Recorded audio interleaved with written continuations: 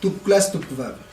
Isa-taona ny firenena rehetra mikambana amin'ny vondrona iraisam-pirenena momba ny ranomasina na ny Organisation Maritime Internationale, izay antsoina ihany koa OMI, izay sampana iray ao anatin'ny firenena mikambana dia mankalaza ny andro iraisam-pirenena momba ny ranomasina sy ny tantsambo. Ka amin'ny mampikambana feno any Madagasikara dia mankalaza ny vaninandro io isika androany.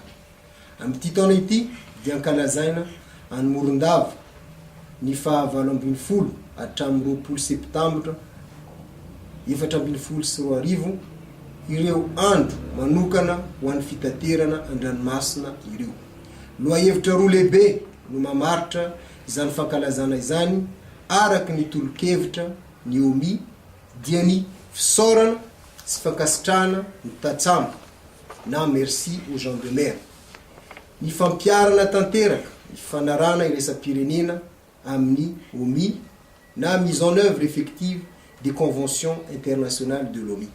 Ka entanina isika vahoaka malagasy tsy ankanavaka mba hiara-iompo ampanahy amin'ireo tantsambo nohon' izao fankalazana izao miaraka amin'ny fianakaviam-be ny fitaterana an-dranomasina. Satria manosy atsika dia manana anjara toerana lehibe izy ireo amin'ny fampandrosoana ny toe-karena, miantoka ny fivezivezena na ny olona na ny entana. Isan'ny manao vy very ny ainy ao anatin'izany asa izany ny tantsambo.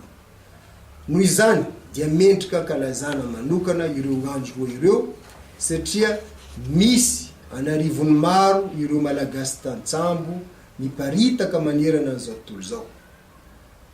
Maro karazan-seho izay no manina ka entina indrindra anomezana vana sy anamafisana ny fiarovana ny tantsambo sy ny mpampiasa ny ranomasina rehetra amin'ny loza mety hitranga, ny sécurité sy ny sûreté maritime izany.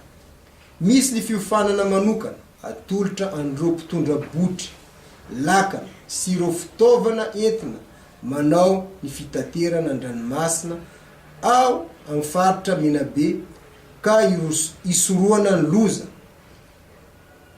anarahana lalandava ireo fenitra iraisam-pirenena momba ny fitaterana an-dranomasina.